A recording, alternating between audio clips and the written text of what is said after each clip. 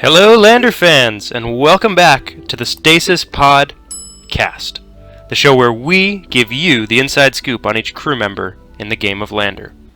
I'm your host, Sean Lemon from Intrepid Games.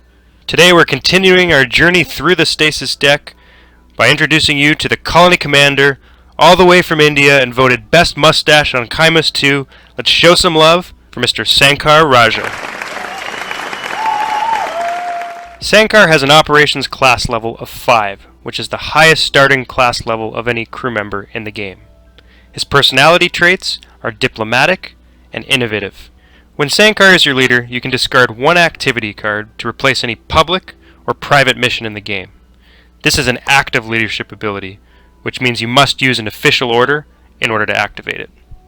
You can use his ability as many times as you want during the year, but you must discard one activity card each time you do. As you can see, Sankar is playable in all game modes. This includes Basic Simulation, Early Arrival, and Planned Arrival. Okay, so before we get into the strategies you can use with Sankar as your leader, we're first going to give a little crash course on missions. And these are really the objectives you're trying to achieve in the game of Lander. So as you can see, every mission card will have some sort of criteria you need to meet. Now this might link to the personality traits of your crew, the class on your crew, or potentially a special criteria. So in the case of a construction mission here, it says requires at least one level 2 titanium sector. So sometimes there'll be things related to the board or specific arrangements of attachments on your crew that might show up here. But typically you're going to have some criteria you need to meet, and then you're going to have to pay some resources. Now the real trick with Lander is that there are 3 different types of missions. So we've got construction, logistics, and research. Research missions are the hardest to do because they require a lot of things on a single crew member, but they don't require as many resources to do. Construction, on the other end, has no crew development. It just relates to how you develop your board, which typically is easier to achieve, but they're very resource intensive because you're actually building things on the planet. So naturally you're going to want to try to do as many research missions as you can, but it may not always be possible, so you may have to go towards construction. The other type of mission, which we haven't discussed, is logistics, and it's kind of in between these two. So it's a little harder to do because it requires some crew development, but typically that crew development can be across your crew, not on a single crew member, so it's a little easier than research missions. And as a result, the resources required to do them are kind of in between construction and research. Now, there are 3 different game modes in Lander, and in each game mode, the public mission roster as well as private missions varies. So in order to understand how Sankar's ability plays into the different game modes, we've got to look at them one at a time. So first we've got a basic simulation setup here. So you've got 2 silver missions and 2 gold missions. Now this isn't currently in the rules, but it's something we've been playtesting the last couple months, and we think it will make the final cut, is that you're also going to be able to see the next available mission. So these will just be flipped up on top of the decks here. So this means that if you take a mission, you know what's going to replace it, and that helps in basically planning, especially in basic simulation, because in this version you're racing to 7 mission stars, so it's crucial to know if you're doing a mission and this one comes down, is your opponent going to be able to do it. So that's just a little fix we've had, and again, this is off the back of a lot of play testing we've done at various cafes and expos. So now, back to Sankar. So his ability allows you to discard one activity card to replace any public or private mission in play. Now obviously in the basic simulation you don't have any private missions, so it's only going to relate to the public mission roster.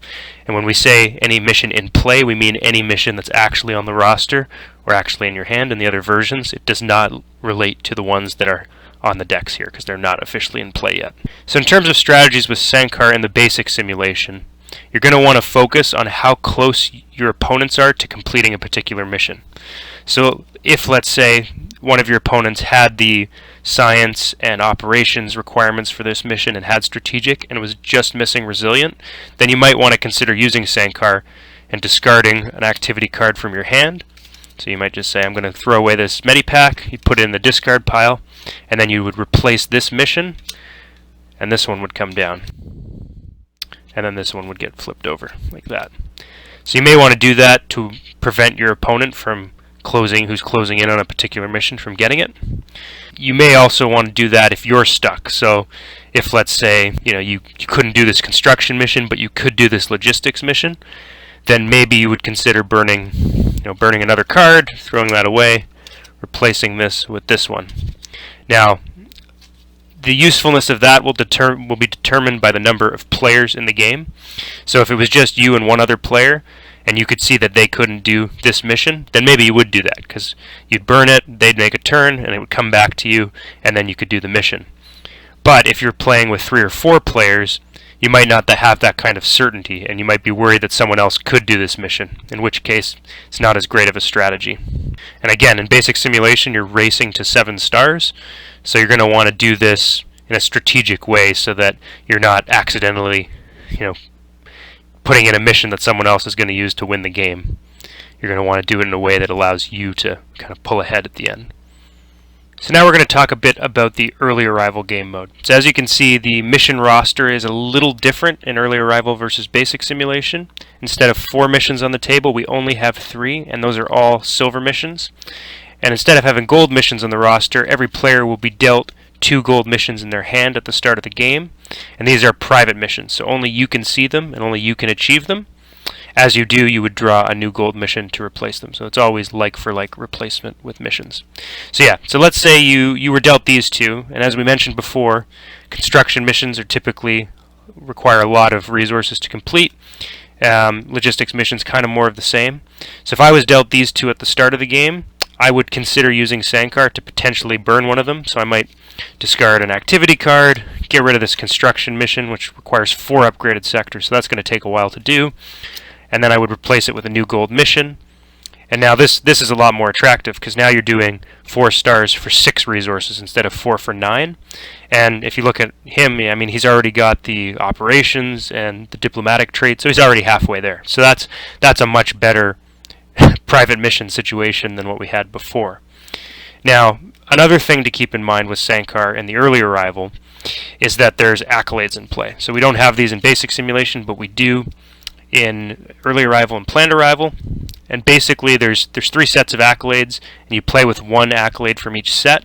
So these are the accolades, the set related to missions. So you can see we've got research, logistics, construction. So you're only going to ever have 1 of these in the game. So let's say it was research specialist. So in this case, the first player to achieve 2 mission stars from research missions would get this bonus star. So usually, in an early arrival game, 1 or 2 stars is all that separates first from second. So that can ultimately swing the game. So let's say this was on the table, and you had an opponent who was closing in on this 2-star research mission. Then you're going to get a little worried, because if they do this one, they would also get this accolade, so you'd be effectively getting 3 stars for only 4 resources. So it's probably not something you want to see them do. So to stop that, you would probably want to consider using Sankar, burning maybe a trading card, some traits you don't need, throw that away, and then that would allow you to replace this mission with this construction mission. And again, this is where you want to look and see what's coming down the line on this deck, because if this had been another research mission, that would be a silly play.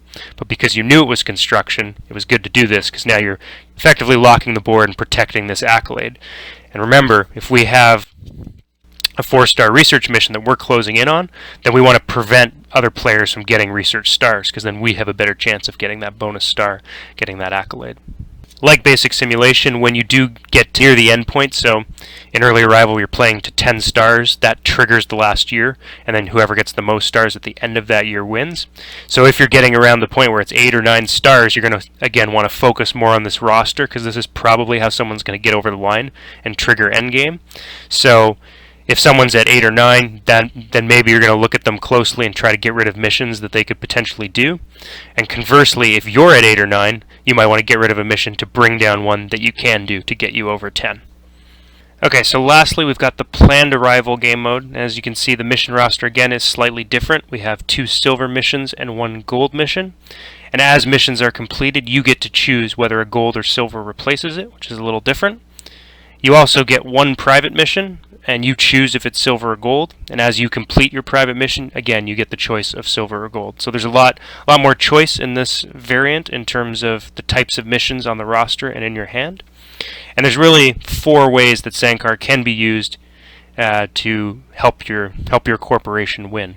So the first is what we've already talked about. So let's say you chose a gold mission, you got this tough construction mission, requires a level 3 energy sector, a ton of energy. Maybe at the point in the game you draw this, you haven't played an energy game, you don't have a lot of it. Obviously you'd want to consider using him to get rid of that and drawing a new gold. That's one obvious case. Another, maybe less obvious case is related to the mission roster. So let's say it's late in the game and you're winning, but your opponents are closing in, and maybe one of them is close to this 4-star research mission.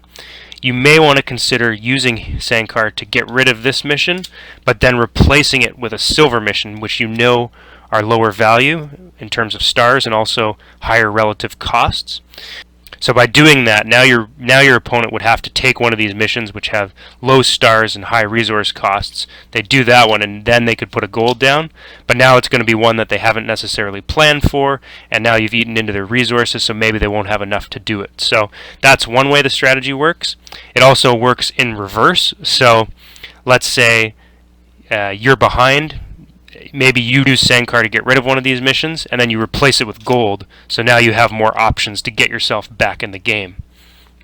And the last way you could use Sankar in this version is to burn another player's private mission. So let's say they've taken a gold mission, and they need 3 or 4 stars to potentially win the game or get back into it.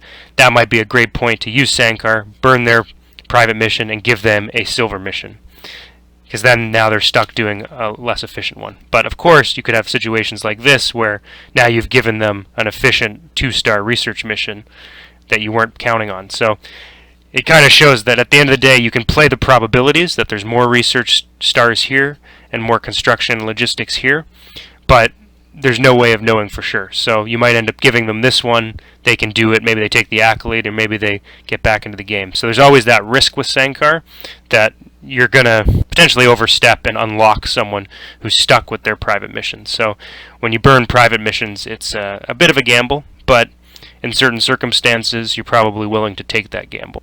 So yeah, to summarize, with Sankar's leadership ability, there's ways to play it defensively and offensively. It definitely depends on the game mode.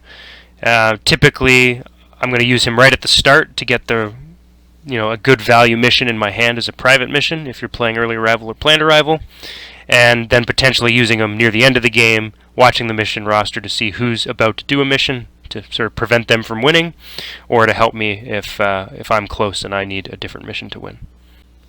This concludes today's episode of the Stasis Podcast. If you want to learn more about the other crew members in the game, then we encourage you to subscribe to our channel so you can get notified as soon as the next episode goes live.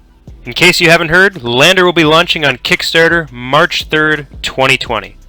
We sent over 130 demo copies to shops and cafes around the world. So if you want to put some of the strategies we've discussed today into play, then we encourage you and your friends to go into your local venue and literally play before you pledge. See you next time.